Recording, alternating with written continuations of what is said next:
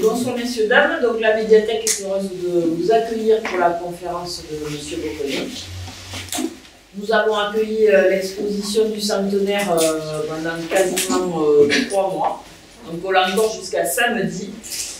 Voilà. Je vais laisser la parole à M. Boconnet, parce qu'il parle beaucoup, donc je préfère lui laisser la parole dès maintenant. Je vais m'empresser, je vais essayer de garder à peu près une heure. Que le sport a bien commencé avant le SAH, à Agetmo, avant la guerre de 14.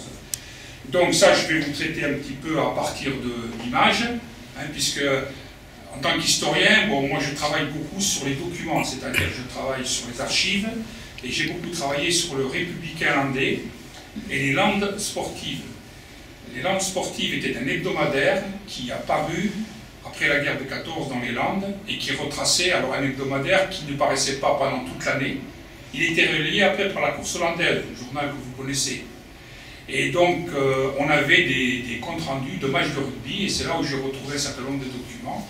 Et le républicain landais était un hebdomadaire qui était diffusé dans le canton d'Agetmo, et qui avait une rubrique, si vous voulez, sportive, et qui parlait aussi du rugby, mais pas que du rugby, du foot, etc.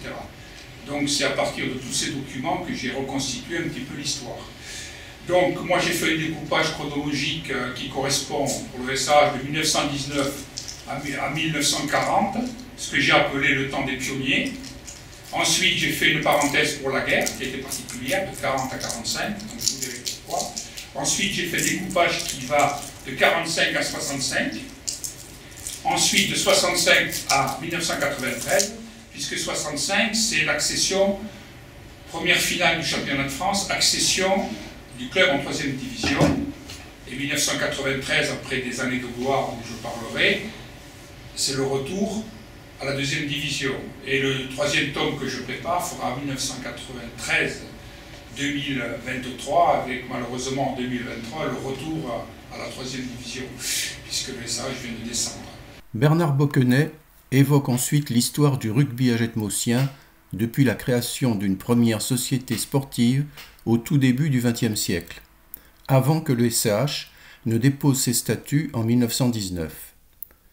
Le club va ensuite évoluer pour atteindre son apogée dans les années 80, pendant lesquelles il sera même champion de France du groupe B en 1983 en battant le PUC. Il racontera aussi les différentes activités de cette société athlétique agetmosienne qui fera très tôt une place aux femmes. Tous les noms de joueurs, entraîneurs qui ont été évoqués lors de cette conférence ont eu une résonance pour les plus anciens du public.